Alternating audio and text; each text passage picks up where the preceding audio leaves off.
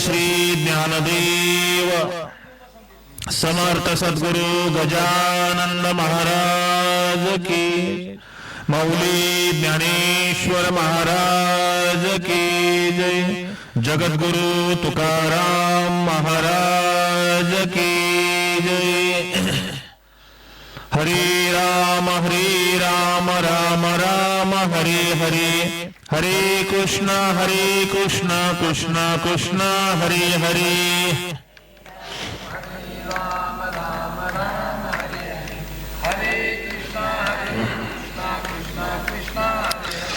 हरे राम राम राम हरे हरे, हरे कृष्ण कृष्ण कृष्ण हरे हरे।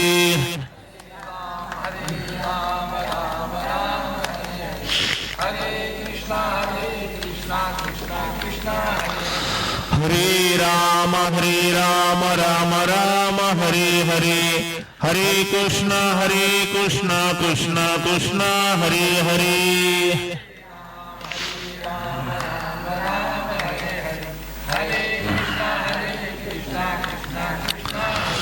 पुंडलीक वरदा हरि विठ्ठल श्री ज्ञानदेव समर्थ सद्गुरु गजानन महाराज, मौली ज्ञानेश्वर महाराज, जगद्गुरु तुकाराम महाराज, श्री बालाजी नाही। ज्या वेळेला तुम्ही हा दुसरा नैवेद्य घेऊन जासाल ना, हा नैवेद्य त्या ठिकाणी दिला जाईल ना, त्या वेळेला खऱ्या अर्थानं हा तो घेतला जातो आणि इच्छित जर त्या ठिकाणी वासना पूर्ण त्या ठिकाणी झाली तर पुनर्जन्मासाठी रस्ता मोकळा त्या ठिकाणी होतो। परंतु त्यांचे जर काही इथं जीवन जगत असताना वासना जर त्या ठिकाणी पाठीमागे शिल्लक राहिली असेल XYZ कुठल्याही कारणाची, तर त्या ठिकाणी ती पूर्ण करण्यासाठी पुन्हा त्या ठिकाणी वासनेच्या पोटी जन्म घ्यावा लागतो। कारण पुढचा जो जन्म आहे हा कशावरती डिपेंड आहे? पुढचा हा जन्म त्यांच्या वासनेवरती डिपेंड आहे। याचं एक सुंदर त्या ठिकाणी छोटस उदाहरण तुम्हाला देतोय। श्रीमद भागवतामध्ये एक उदाहरण आलेलं आहे। जडभरत नावाचा राजा होऊन गेला आणि जडभरत राजाने काय केलं? आयुष्यभर त्या ठिकाणी अमाप पैसा त्या ठिकाणी कमावला, संपत्ती कमावली, परंतु आपला शेवटचा दिवस त्या ठिकाणी गोड झाला पाहिजे यासाठी केला होता अट्टहास, शेवटचा दिवस गोड व्हावा। मग सांगितलं की वैराग्य त्या ठिकाणी अंगामध्ये यावं लागतं, मीचा विचार त्या ठिकाणी करावा लागतो। मीचा विचार म्हणजे जिथं मी आला तिथं अहंकार आला आणि मनुष्य तिथं संपला। कारण गर्वाचं घर कधी सुद्धा काय असतं?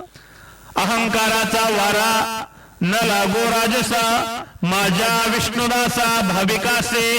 अहंकाराचा वारा ज्याला शिवत नाही, नामदेवराय सांगतात की त्याचं कुटुंब कल्याण झाल्याशिवाय राहत नाही। नामा म्हणे तया असावे कल्याण, ज्या मुखी निधान पांडुरंग, ज्याच्या मुखामध्ये श्री विठ्ठल जय विठ्ठल, श्री विठ्ठल जय विठ्ठल ही वैखरी वाणी त्या ठिकाणी बोलते।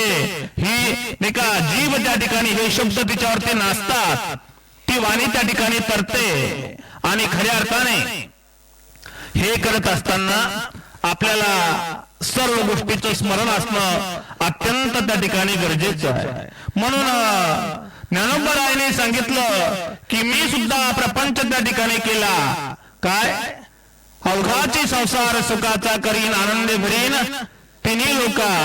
मग काही जण शंका उपस्थित त्या ठिकाणी करतील की त्यांना प्रपंच त्या ठिकाणी नव्हता, त्यांनी लग्नच केलं नव्हतं, मुलं बाळ जन्माला घालणं याचं नाव प्रपंच नाही। मी कोण आहे याची ओळख निर्माण करून घेणं याचं नाव खऱ्या अर्थाने प्रपंच आहे। आणि तो प्रपंच माझ्या ज्ञानोबरायाने त्या ठिकाणी केला। म्हणून त्या ठिकाणी म्हटले की अवघाचे संसार सुखाचा करी। आपलं काय?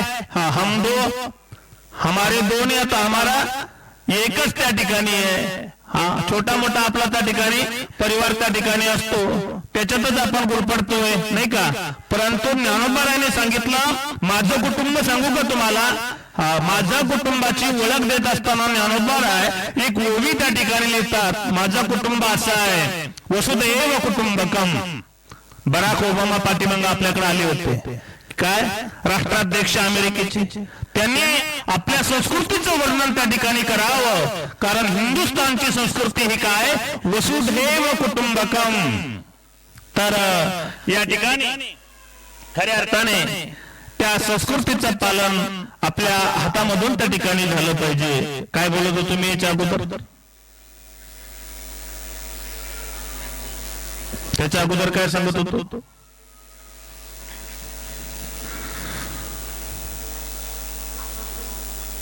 याच्यासाठी मी वारंवार म्हटलं की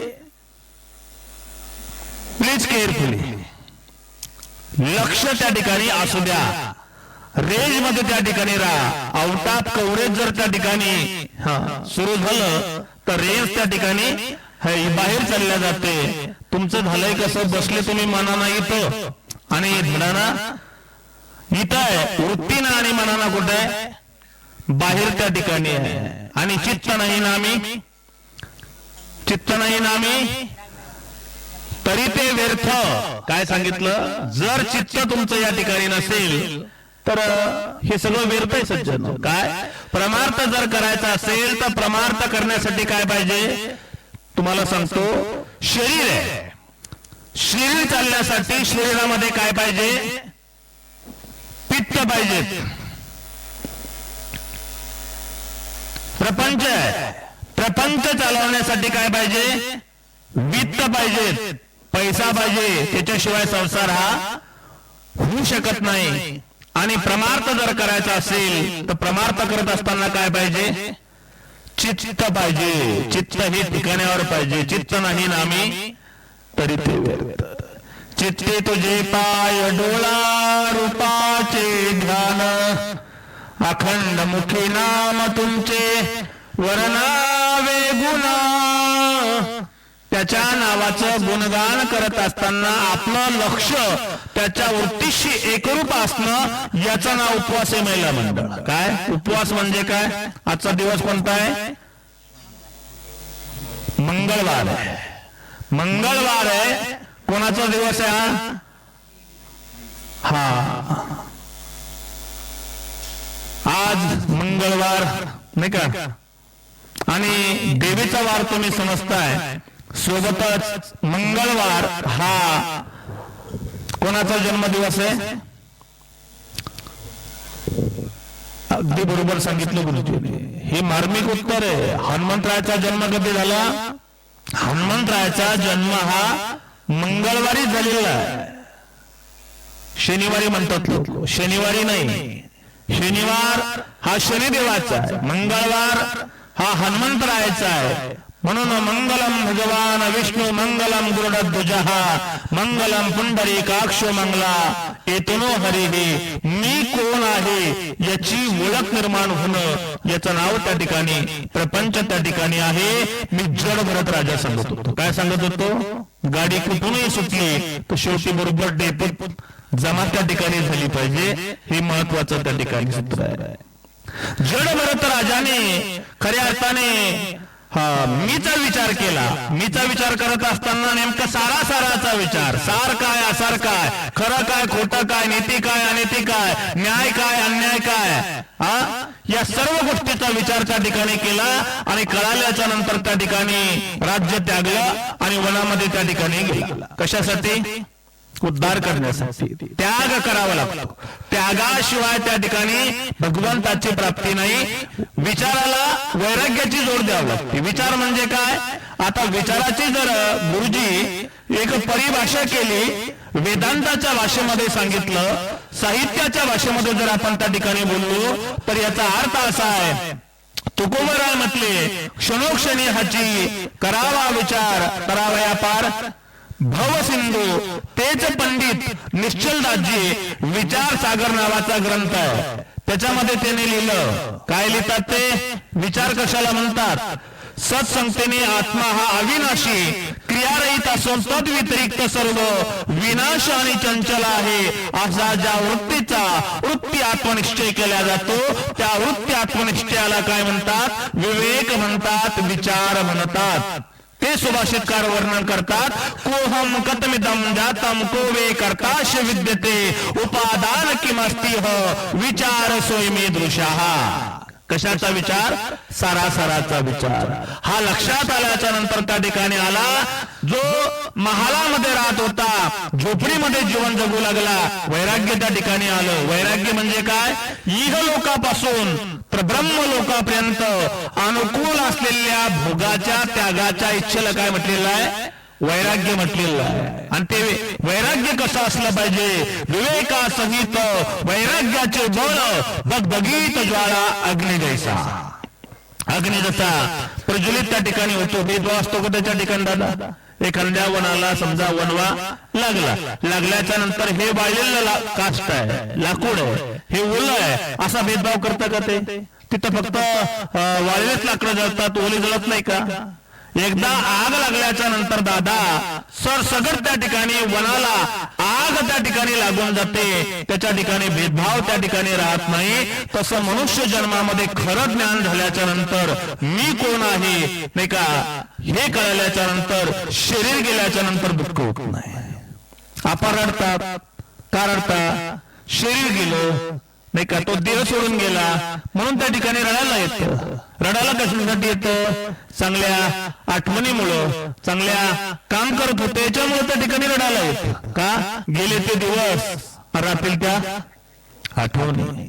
काय तुम्ही आज सर्व स्तरातून लांबून लांबून या ठिकाणी मंडळी आली, कशासाठी आली? त्यांची आठवण एक जपण्यासाठी, ती जिवंत ठेवण्यासाठी, त्यांच्या स्मृतीनिमित्तानं त्यांच्या कार्याला उजाळा देण्यासाठी हे कार्यक्रमाचं केलेलं काय आयोजन त्या ठिकाणी आहे.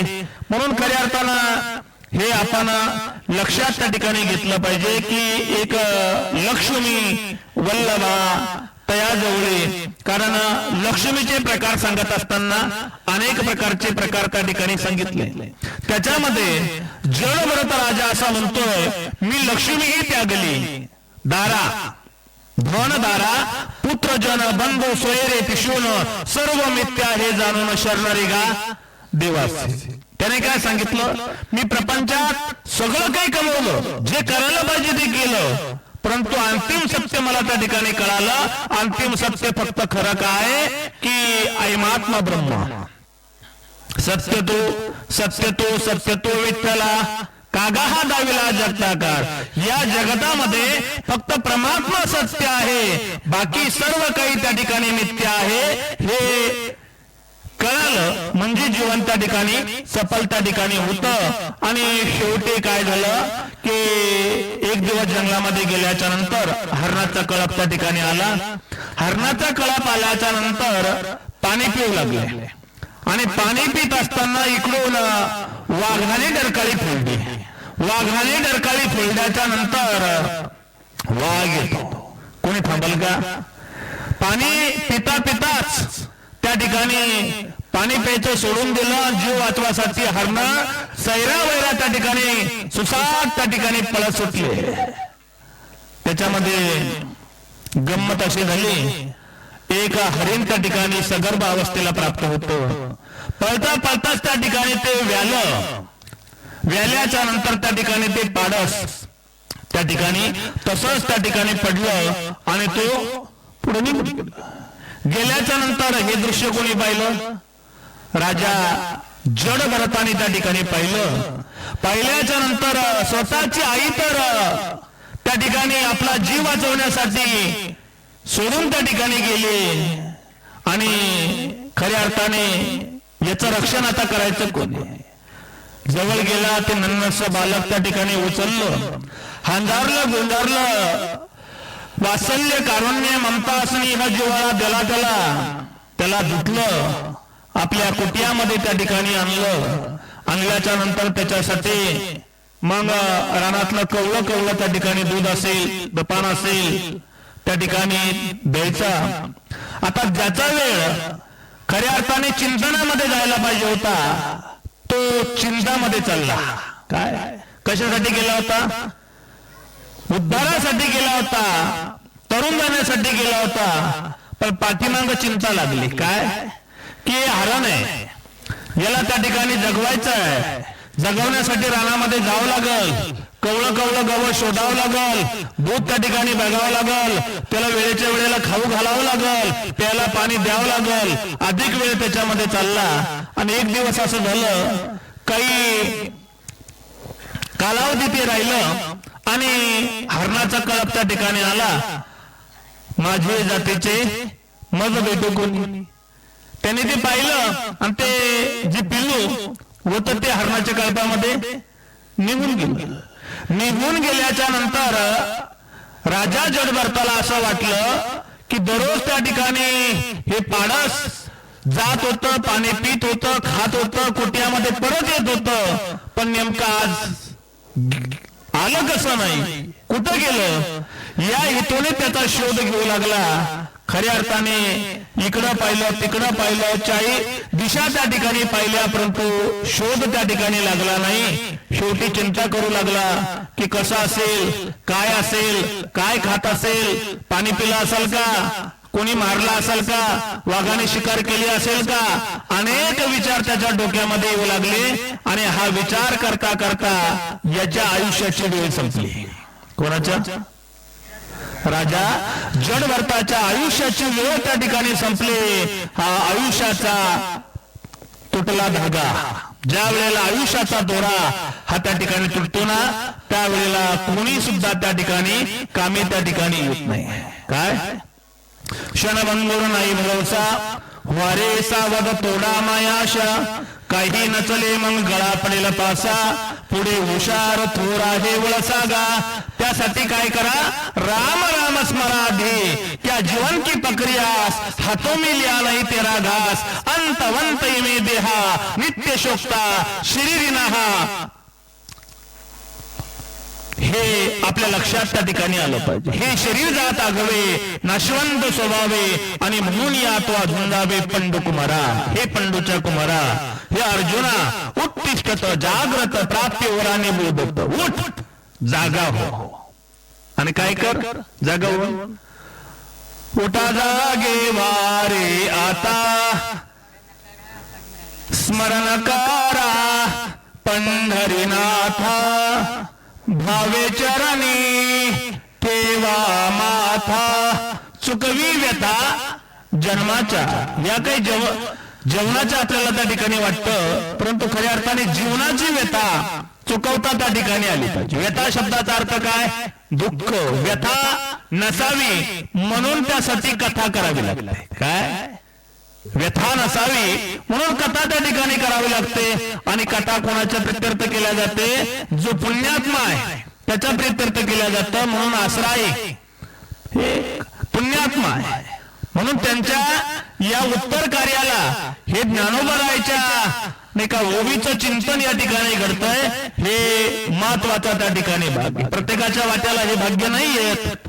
काय कोणाला कसा मृत्यू येईल हे काही सांगता येत नाही, कुठे येईल कधी येईल सांगता येत नाही. आपलं एक आहे, घराच्या बाहेर पडलेला माणूस सोनूने दादा संध्याकाळी परत त्या ठिकाणी घरी येईलच याची शाश्वती आहे का? मग उरलेलं जे आयुष्य प्रपंच करा, परंतु प्रपंच करत असताना सुद्धा काय करा? परमार्थ करा.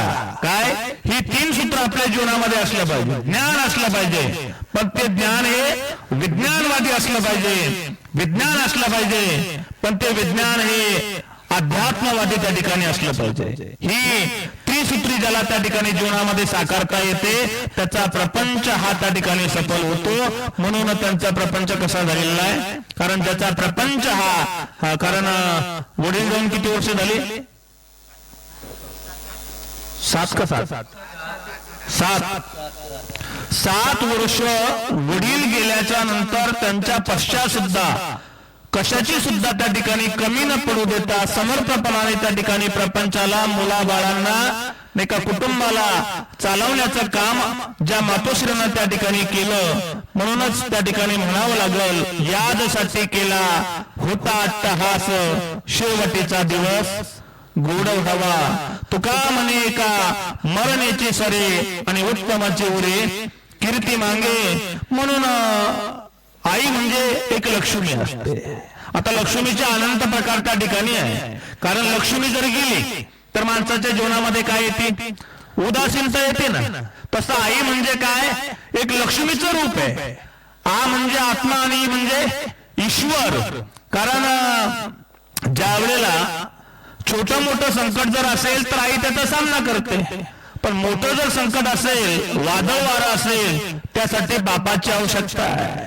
म्हणून आई ही त्या ठिकाणी धरणीची माया आहे आणि बाप ही आभाळाची माया आहे. काय, बाप ही आभाळ माया आहे आणि आई धरणी त्या ठिकाणी आहे. म्हणून हा दोघाचा समन्वय आणि याची सेवा ज्याला जीवनामध्ये त्या ठिकाणी करता येते त्याचं जीवन सफल त्या ठिकाणी होतं. तुम्हाला एक संदेश या माध्यमातून देतो, कुठल्याही मार्गाच्या पाया पडू नका, कुठल्याही तीर्थक्षेत्राला जाऊ नका, कुठल्याही नाही का मंदिरामध्ये तुम्हाला जायची आवश्यकता त्या ठिकाणी पडणार नाही. पण कधी जो दररोज त्या ठिकाणी आई वडिलांची सेवा करतो, उठल्याबरोबर आई वडिलांचं दर्शन घेतो, त्याला साक्षात विठ्ठल रुक्माईचं दर्शन त्या ठिकाणी घडतंय, हे तेवढं त्या ठिकाणी खरं आहे. पण यानुसार वागते किती दोन, हा फार महत्वाचा आणि चिंतनाचा भाग त्या ठिकाणी आहे. तोपर्यंत कोणी पाया पडत नाही आणि गेल्याच्या नंतर मग काय फुलं उदलाचे, हार त्या ठिकाणी घालायचे, पाया काय पडायचं. जिवंत असताना त्या ठिकाणी काय, जिवंतपणी कधी पुसले नाही, आता कशाला म्हणतोस आई, आणली नाही कधी खाण्या मिठाई, डॉक्टर गोळी नाही कसली दवाई, मी तुझ्यासाठी जीवन जाळले, रे बाळा तुने नाही पाणी पाजले. असं जर त्या ठिकाणी आपण जीवनामध्ये वागलो तर हा कृतज्ञपणा त्या ठिकाणी असेल. तुम्ही किती त्या ठिकाणी कमवा, पण त्या घरामध्ये जर आई बाप त्या ठिकाणी सुखी नसतील, तुम्ही कितीही देवदेव करा, कितीही त्या ठिकाणी मंदिरात जा, तीर्थयात्रा करा, व्यर्थ आहे. ज्ञानोबराय म्हणतात, माझी ओळीच ती आहे, सकल तीर्थाचे धुरे जे का माता पितरे. काय, सगळ्या तीर्थाचं जर महातीर्थ त्या ठिकाणी असेल तर ते म्हणजे आपले स्वतःचे जन्मदाते आई आणि वडील त्या ठिकाणी आहे. म्हणून खऱ्या अर्थाने आहे तोपर्यंत त्यांना समजून घ्या, आहे तोपर्यंत त्यांचं सहन त्या ठिकाणी करा. कारण आपल्या घरामध्ये जरी ते वृद्ध असतील, शरीर त्या ठिकाणी थरथरत असेल, आज जरी त्या ठिकाणी खोकत त्या ठिकाणी असतील, आपल्या चांगल्या बंगल्यामध्ये आपल्याला त्याची लाज त्या ठिकाणी वाटत असेल, परंतु खऱ्या अर्थाने हे करण्याची ज्याला लाज त्या ठिकाणी वाटत नाही तो खरा तरुण भाग्यवंत त्या ठिकाणी आहे. आणि त्या तरुण भाग्यवंतामध्ये एक नाव आदर्श कॉलनीमध्ये मी आदर्श शिक्षक शारंग डोके गुरुजी यांचं त्या ठिकाणी घेतो. का, शेवटच्या क्षणापर्यंत मिळालेल्या माहितीनुसार त्यांनी त्या ठिकाणी आईची सेवा त्या ठिकाणी केली. हेच काम आपले नाही का मेरखेडा भगवान आजा माहिती तुम्हाला माहिती आहे ना, भगवान आजाच्या शेवटच्या श्वासापर्यंत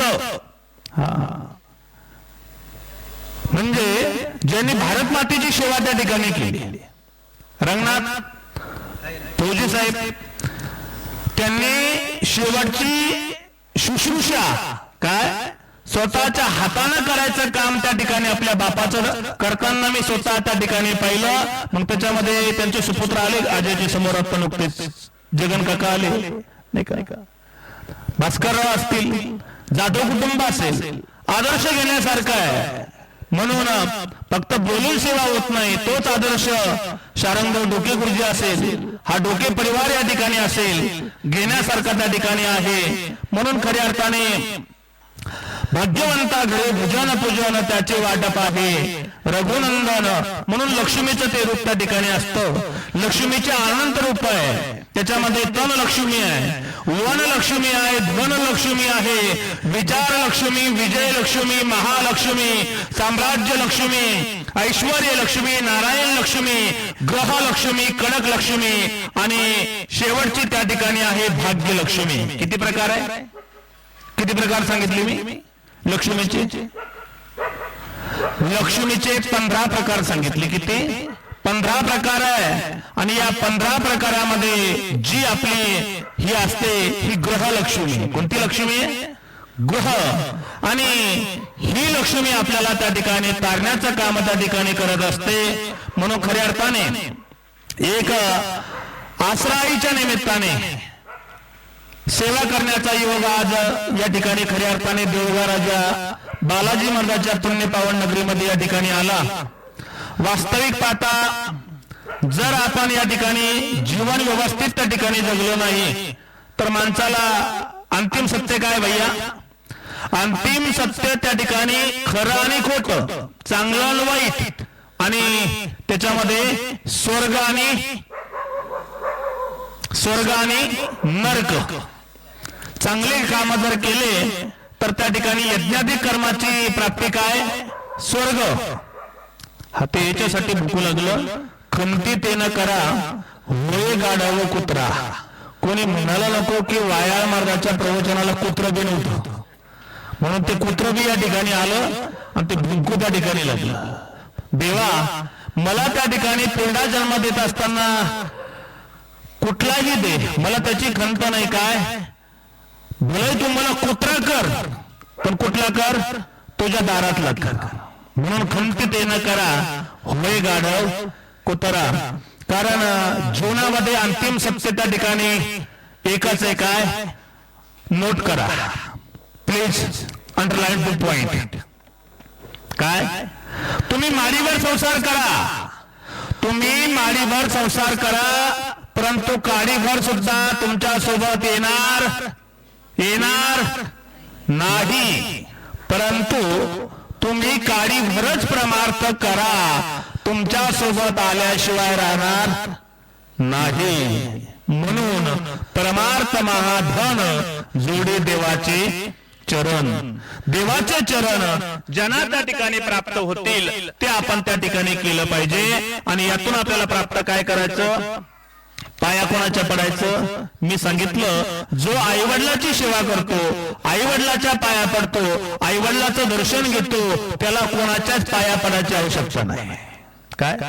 त्याला कोणाच्याच पाया पडायची आवश्यकता नाही. कारण सगळ्या तीर्थाचं महातीर्थ त्यांच्या चरणावरती त्या ठिकाणी असतं. आता पाय आणि चरण, त्यातला पहिलाच अभंग आहे. समचरण दृष्टी विटेवरे साजी तेथे माझी हरे वृत्ती राहो. वृत्ती म्हणजे काय? उपवास. तुम्ही जे करताय उपवास म्हणजे काय?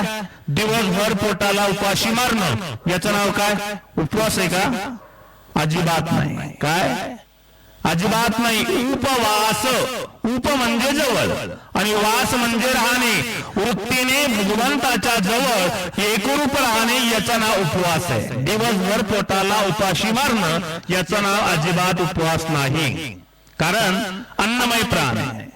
5 कोश सांगितलेले. अन्नम प्राणो मनोबुद्धीश रानंदश्च ते पंचते पंचकोश विवेकात्मा स्वात्मानं तद्रुतः. 5 कोश आहे. कोणकोणते? प्राणमय कोश, मनोमय कोश, विज्ञानमय कोश, आनंदमय कोश, आणि 5वा कोणता कोश आहे? अन्नमय कोश. अन्नमय कोश म्हटल्याच्या नंतर याला अन्नाची आवश्यकता त्या ठिकाणी आहे. वेळेच्या वेळेला त्याला त्या ठिकाणी द्या. गाडी सर्व्हिस दीर्घकाळ देईल, पण तुम्ही जर त्याची सर्व्हिसिंग टाइमावरती केली नाही, ती तुमची साथ कधी कोण्या घाटामध्ये सोडल हे सांगता येत नाही. म्हणून या उपवासाच्या भानगडीमध्ये पडू नका. काय? कारण शेंगदाणे फुटाने विकणारा काय? निंदू किती कंबर लचकली. शेतकऱ्याची माय माऊली, शेतावरती जायचंय, काय खुरपायचंय, त्याच्यातही काय मुठभर फराळाचं घ्यायचंय, त्याच्यामध्ये काही सोम्या मागतो, काही नाम्या मागतो, काही गोम्या मागतो, डिवायडेशन करायचं, थोडं खाते आणि मग काय म्हणते चक्कर येते. मग काय? कुपोषण. हे कोणी आणले? कोणी सांगितलं हा प्रमार्थ? हा प्रमार्थ आहे का? ही पूर्ण त्या ठिकाणी अंधश्रद्धा. अशाला वाव त्या ठिकाणी देऊ नका, व्यवस्थित जीवन त्या ठिकाणी जगा, ज्याचं नाव त्या ठिकाणी खऱ्या अर्थाने धन्य आम्ही जन्म आलो, दास विठोबाचे झालो असं त्या ठिकाणी म्हणता येईल. म्हणून आज ही सेवा आपण या ठिकाणी करतोय.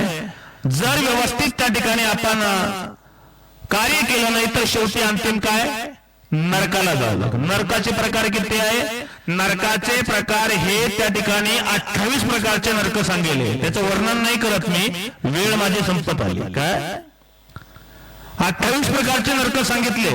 त्या 28 नरकामध्ये खऱ्या अर्थाने कला, प्रकार, जाती, त्याच्यामध्ये खऱ्या अर्थाने खालोखाल प्रमुख 7 कोटी त्या ठिकाणी प्रकार त्या ठिकाणी सांगितलेले आहे आणि सर्वांच्या मिळून त्या ठिकाणी 28 जाती त्या ठिकाणी सांगितलेल्या आहे. त्याच्यामध्ये खऱ्या अर्थाने मी फक्त नाव उल्लेख करतोय कशाचा, 28 नरकाचा. त्याच्यामध्ये घोरा असेल, सुघोरा, अतिघोरा, महाघोरा, घोररूपा, तलातला, त्याच्यानंतर भयानका, कालरात्री, भूतकट, चंडा, महाचंडा, चंड, कोलाहल, त्याच्यानंतर प्रचंड, पद्मा, पद्मावती, भीता, भीमा, कराला, विकराला, व्रजा, त्रिकोणा, पंचकोणा, सुदीर्घा, अखिल ती मर्यादा, समा, भीमबला, भीमा आणि शेवटचा त्या ठिकाणी अशा प्रकारे आहे कोणता कुंभ, त्या ठिकाणी भीम एक महाकुंभ त्या ठिकाणी सांगितलेला. त्याच्यामध्ये कुंभक नावाचा जो नरक सांगितलेला आहे, रोळ नावाचा नरक अत्यंत कठीण प्रकारचा त्या ठिकाणी नरक आहे. आता माझ्याकडे टाइम नाही, तुम्ही काय करता हे जगाला जरी कळत नसेल तर स्वतःच्या मनाला त्या ठिकाणी विचारा. इतरावरती का रुसावे, आपल्या स्वतःच्या मनाला त्या ठिकाणी पुसावे. आपण काय कर्म त्या ठिकाणी करतोय, म्हणून त्या ठिकाणी म्हटलेलं आहे उजडात होते पुण्य, अंधारात पाप, ज्याच्या त्याच्या हाती आहे कर्तव्याचे माप. हे काय केलं याला साक्षीला कोण आहे? या साक्षीला जरी आपल्याला कोणी पाहत नसेल, 4 दिशा जरी आपण त्या ठिकाणी वाईट कर्म करत असेल, त्याच्या साक्षीला हे इंद्र, चंद्र, तारे काय आकाशाच्या तोटामध्ये हे साक्षीला त्या ठिकाणी असतात. आणि चित्रगुप्त नावाचा गंधर्व आहे. जसे गुरुजी शाळेमध्ये तुम्ही दररोज त्या ठिकाणी हजेरी घेता, तशी आपली सुद्धा हजेरी घेणारा त्या ठिकाणी एक गंधर्व आहे, त्याचं नाव आहे चित्रगुप्ता. आणि त्याच्या डायरीमध्ये आपण त्या ठिकाणी तिथे गेल्याच्या नंतर पास झालो पाहिजे, तरच त्या ठिकाणी मनुष्य जन्म काय सफल आहे. नसल त्या ठिकाणी पास झालो, नापास झालो तर त्याला कुंभी पाक नावाच्या नरकामध्ये त्या ठिकाणी अहोरात्र त्या ठिकाणी सणावं लागतंय, दुर्गंधीमध्ये त्या ठिकाणी राहावं लागतंय. कारण मदाला से मात्याला हेच आपल्या बाळाला सांगितलं, बाळा कशाला जन्माला त्या ठिकाणी आला, हा देह नाशिवंत, मलमूत्रांचा बांधा, वरे चर्म घातले रे, कर्म कीटकांचा सांधा, रव रव दुर्गंधी रे, अमंगलतेचा बाधा, स्मरेते हरिहरा शरण जाई, गोविंदा पर्यदे मदालसा, सोहम जो जोरे बाळा. आपल्या बाळाला काय मदालसा आईलेने त्या ठिकाणी केलेला हा काय उपदेश त्या ठिकाणी आहे. आणि हा उपदेश आपल्या मनुष्य जन्मासाठी, मानवी जीवनासाठी अत्यंत त्या ठिकाणी महत्वाचा अशा प्रकारे त्या ठिकाणी आहे. म्हणून शिवभक्ती त्या ठिकाणी करत असताना आता शिवभक्तीचा आपल्याला त्या ठिकाणी वेळ लागला आहे. काय मंदिरात त्या ठिकाणी भरायला लागले, चांगली गोष्ट आहे, करू नये असं माझं मत नाही. परंतु शिवभक्ती करत असताना आपला घरचा महादेव त्या ठिकाणी उपाशी राहणार नाही याची सुद्धा त्या ठिकाणी आपण शाश्वती आणि गॅरंटी त्या ठिकाणी घेतली पाहिजे. तरच त्या ठिकाणी ती शिवभक्ती त्या ठिकाणी सफल त्या ठिकाणी होईल. नाहीतर घरचा मालक त्या ठिकाणी इकडे उपाशी मरतोय, आपण तीर्थयात्रा करायची आणि हा इकडे हाताना त्या ठिकाणी करून त्या ठिकाणी खात असेल तर हे खऱ्या अर्थाने लक्ष्मीच्या नावाला त्या ठिकाणी शोभत त्या ठिकाणी नाहीये. म्हणून सुख के सब साथे दुःख में न कोई, चांगल्यात तर साथ देणारे सगळेच असतात, परंतु दुःख प्रसंगामध्ये सुद्धा जी साथ त्या ठिकाणी देते तिचं नाव त्या ठिकाणी अर्धा अंगिनी असतो. काय काय नाव आहे तुमचं? अर्ध अंगिनी. म्हणजे काय? अर्ध नारी नटेश्वराचा अवतार कोणाचा आहे? अर्धनारी नटेश्वराचा अवतार हा भगवान भोले बाबाचा महादेवाचा आहे. अर्धनारी नटेश्वराचं एकमेव मंदिर नेमकं महाराष्ट्र राज्यामध्ये कुठे आहे? कुठे मंडळी? Absolutely correct.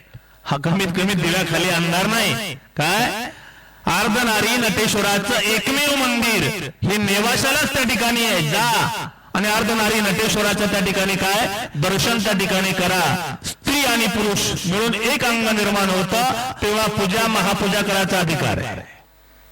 एकटा किती असला एकट्याला यजमान म्हणून यज्ञाला पूजाला बसता येणार नाही. त्यासाठी महादेव पार्वतीच लागते, विठ्ठल रुक्माईच त्या ठिकाणी लागते, त्या ठिकाणी राम सीताच त्या ठिकाणी असावी लागते. दुसऱ्याला तो अधिकार त्या ठिकाणी नाहीये. म्हणून हा आदर्श या माध्यमातून या ठिकाणी घालून त्या ठिकाणी दिलेला आहे. आणि भगवान शंकराच्या या निमित्तानं तुम्हाला हा शेवटचा संदेश देतोय.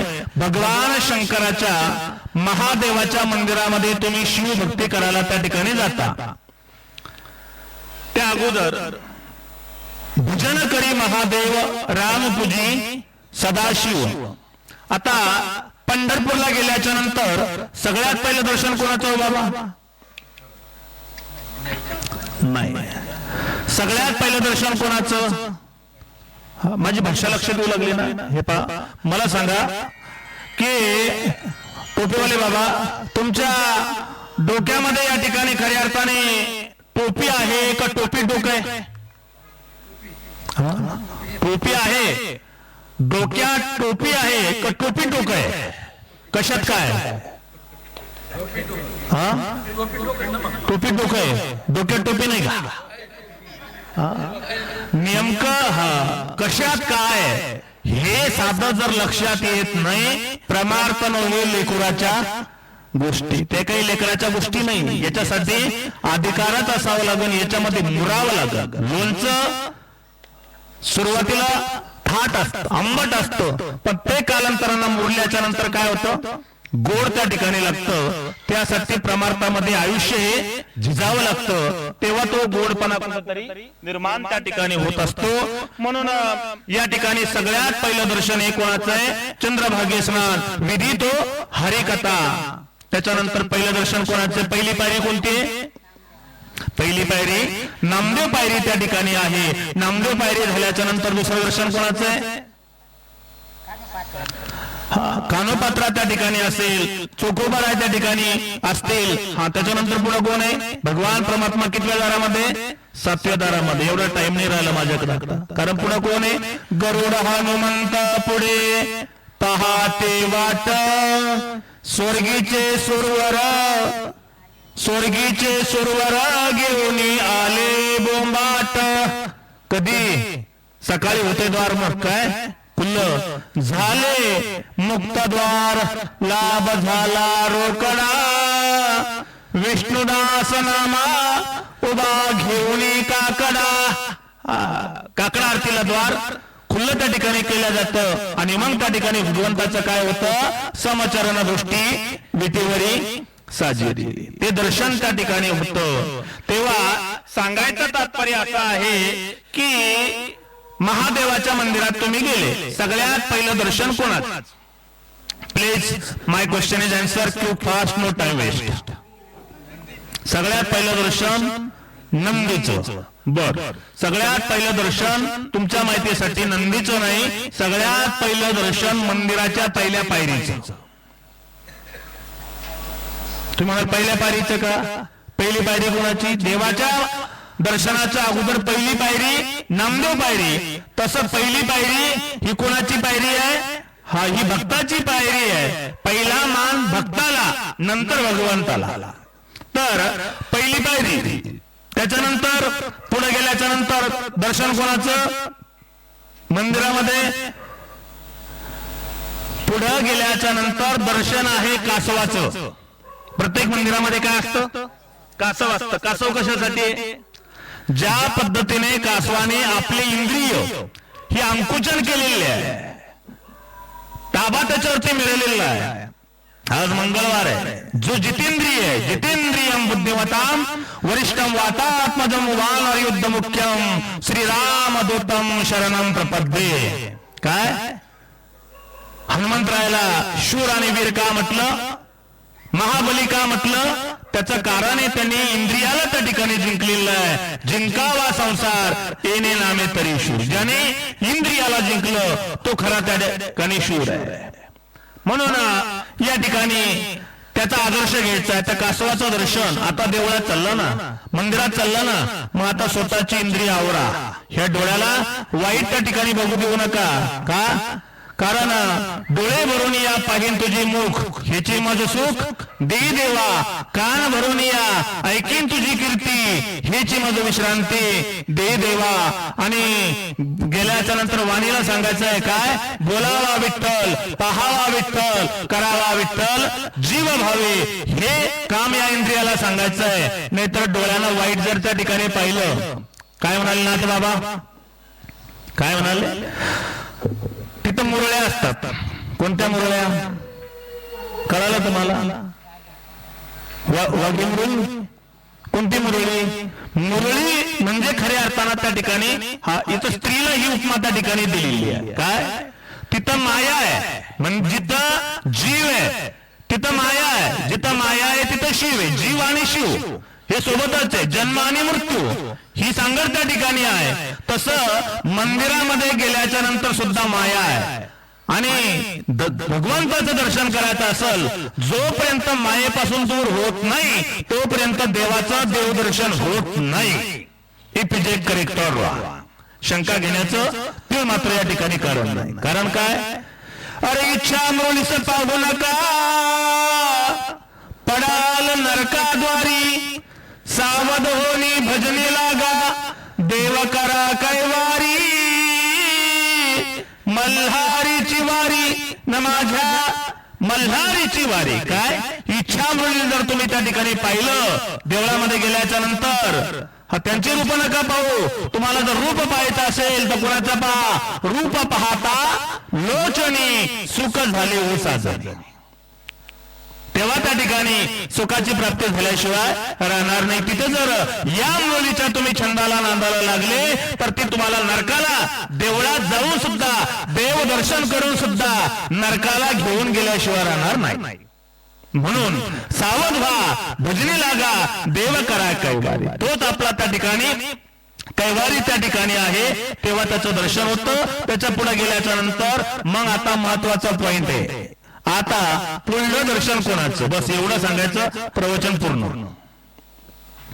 अजब कथा आहे. शिवमहापुराणात तुम्ही ऐकताय. ही कथा तुम्हाला त्या ठिकाणी माहिती असणं अत्यंत गरजेचं आहे. श्री गणेश कार्तिकी तुम्ही सांगितलेलं गुरुजी उत्तर त्या ठिकाणी हा मी परिपूर्ण त्या ठिकाणी बरोबर त्या ठिकाणी म्हणणार नाही. प्रत्येक मंदिराच्या गाभाऱ्यावरती जो दरवाजा असतो, वरचा जो भाग असतो, तिथं श्री गणेश कार्तिकी त्या ठिकाणी असतात. परंतु आपोआप महादेवाच्या मंदिरामध्ये, शंकराच्या मंदिरामध्ये हा श्री गणेशाचं कार्तिकेयाचं त्या ठिकाणी म्हणजे त्या ठिकाणी मूर्ती नसते. बरोबर आहे? तिथं कोणाची मूर्ती? मग नेमकं दर्शन करायचं कोणाचं आहे तिथं? चालेल. त्या ठिकाणी तिथं दर्शन हे जे करायचं ते अत्यंत महत्वाचं आहे. त्या ठिकाणी सांगितलेलं आहे की एक कीर्तिमुख आहे. काय नाव आहे त्याचं? कीर्तिमुख. म्हणजे तुम्ही पश्चिम भारतामध्ये जर गेले तर प्रत्येक दरवाजाला त्या ठिकाणी ते लटकवलेलं उलट मुख तुम्हाला बघण्यासाठी त्या ठिकाणी दिसतंय. तसं प्रत्येक शिव मंदिरामध्ये हे बी ज्याला नॉलेज आहे, ज्याला परिपूर्ण शास्त्राचं ज्ञान आहे, अधुरा नाही, प्रत्येक शिव मंदिरामध्ये कीर्तिमुख त्या ठिकाणी रेखाटलेलं असतं. आणि ते कीर्तिमुखाचं त्या ठिकाणी दर्शन त्या ठिकाणी करायचं आहे. नेमका हा कीर्तिमुख म्हणजे कोण? शॉर्ट बट स्वीट मध्ये थोडक्यामध्ये सांगतो ऐका. हा एक त्या ठिकाणी गणश्रेष्ठ आहे आणि राहू नावाचा हा दूत ब्राह्मण त्या ठिकाणी आहे. शरण त्या ठिकाणी आला आणि आल्याच्या नंतर खऱ्या अर्थाने म्हटले जालंधराच्या आज्ञेनुसार त्या ठिकाणी पाठवलेलं होतं. शेवटी पाठवल्याच्या नंतर त्या ठिकाणी हिमालयाची कन्या पार्वती ही भगवान शंकराची त्या ठिकाणी पत्नी आहे. त्रिभुवनातील सौंदर्य सम्राज्ञी आहे, स्त्री रत्न त्या ठिकाणी सांगितलेलं आहे. परंतु खऱ्या अर्थाने या ठिकाणी सांगितलं की या कर्तव्याचं पालन करा, पार्वतीला माझ्या अधीन करा म्हटले. शेवटी हे ऐकलं नाही. म्हणून शिवजीच्या हा भ्रू मध्य त्या ठिकाणी भाग असतो, त्यामधून एक वज्रासमान कडकडाट करत त्या ठिकाणी एक पुरुष त्या ठिकाणी उत्पन्न झाला. त्याचं मुख हे सिंहासारखं आहे आणि महाबाहू आहे, ताडासारखे पाय आहे, काष्टवत लाकडासारखं त्याचं शरीर त्या ठिकाणी आहे. आणि हा पुरुष म्हणजे साक्षात दुसरा नरसिंह त्या ठिकाणी होता. राहूला खाण्यासाठी राहूच्या अंगावरती त्या ठिकाणी धावू लागला. पूर्ण कथा सांगायला माझ्याकडे वेळ नाही. धावू लागल्याच्या नंतर या ठिकाणी आपलं प्राण संकट आलं हे पाहून जोरानं त्या ठिकाणी पळू लागला. त्राहिमाम त्राहिमाम त्या ठिकाणी करतोय, गयावया त्या ठिकाणी करतोय. पुरुषाने झडप घालून त्याला पकडलं. राहूचा प्राण त्याच्या आता कंठाशी आला. आल्याच्या नंतर या ठिकाणी म्हटले दोघांना त्या ठिकाणी वंदे त्या ठिकाणी आहे, तुमचा सेवक या ठिकाणी मी आहे, माझ्यावरती उपकार त्या ठिकाणी करा आणि मला जीवनदान द्या. म्हटले अनन्या चिंतयन्तो माम ये जना पर्युपासते तेषां नित्याभियुक्तानां योगक्षेमं वहाम्यहम्. भगवद्गीतेचा 9वा अध्याय आणि 9व्या अध्यायामध्ये घेतलेला हा श्लोक त्याच्या खालची ओवी आहे. जो बेमज अनन्य शरण त्याचे निवारी मी जन्म मरण. आता जन्म आणि मरण याचा सामना त्या ठिकाणी करतोय. शेवटी त्या ठिकाणी गयावया केल्याच्या नंतर हा दूत शरण आला आणि शरण आल्याच्या नंतर त्या ठिकाणी शेवटी महाप्रभू तुमच्या सांगण्यावरून मी माझं भक्ष्य या ठिकाणी सोडून दिलं आणि आता या ठिकाणी मला काय लागले म्हटले भूक या ठिकाणी लागली. भगवान शंकरांनी सांगितलं की हा माझा गण आहे, याला त्या ठिकाणी मारू नको, खाऊ नको. ठीक आहे म्हटले, मारत नाही, खात नाही, परंतु देवा झालं काय, मला आता भूक लागली आणि वेळ ताण भूकाची आता झाली, मलाही भूक लागली. म्हणून खऱ्या अर्थानं काय करा, मला खाण्यासाठी काहीतरी त्या ठिकाणी द्या. कोण म्हणताय? हा गण त्या ठिकाणी बोलू लागला. शेवटी शिवजी त्या ठिकाणी म्हणतात की अरे माझ्या गणा, तुला भूक जर असह्य त्या ठिकाणी होत असेल तर एक काम कर, मी तर तुला खाण्यासाठी काही देऊ शकत नाही, पण एक काम कर, तू स्वतः मांस त्या ठिकाणी खा. काय म्हणले? तू स्वतःचा मांस त्या ठिकाणी खा. सांगितलेल्या आज्ञेप्रमाणे त्या गणाने स्वतःचा मांस खायला त्या ठिकाणी सुरुवात त्या ठिकाणी केली आणि आपल्या अंगावरचा मांस त्या ठिकाणी खाऊ लागला, लचके तोडू लागला. शेवटी खाता खाता त्याचं काय शिल्लक राहिलं पाठीमाग? त्याचं फक्त डोकं शिल्लक राहिलं. बर का, डोकी कंपनी काय, त्याचं फक्त डोकं पाठीमाग शिल्लक त्या ठिकाणी राहिलं. आणि शिल्लक राहिल्यानंतर हे त्याचं भीमकर्म पाहून भगवान शंकराला फार आश्चर्य त्या ठिकाणी वाटलं, प्रसन्न त्या ठिकाणी झाले आणि सांगितलं माझ्या महागणा, तू खऱ्या अर्थानं माझ्या कृपेला त्या ठिकाणी पात्र आहे. स्वामी काज गुरु भक्ती पितृवचन सेवा पत्ते. स्वामींची आज्ञा तू पाळली, स्वतःच्या जीवाचा सुद्धा या ठिकाणी विचार त्या ठिकाणी केला नाही. देव कोणाला भेटतो हे मला सांगायचं आहे. काय स्वतःच्या जीवाचा त्या ठिकाणी विचार केला नाही. मी मांस खा म्हटल्यानंतर तो स्वतःच्या मांसाचे लचके तोडले, ते खाल्ले, खाऊन खाऊन फक्त डोकं शिल्लक राहिलं. खऱ्या अर्थाने तू पूजनीय आहे, म्हणून मी तुझ्यावरती प्रसन्न त्या ठिकाणी झालोय. तुला काय मागायचं मागून घे. त्यावेळेला त्या गणाना त्या मुखानं काय मागितलं? त्या मुखानं खऱ्या अर्थानं हेच त्या ठिकाणी मागितलं की देवा, महादेवा, मला त्या ठिकाणी दुसरं काही सुद्धा त्या ठिकाणी नकोय. काय शेवटाची विनावनी संत जनी परिसावी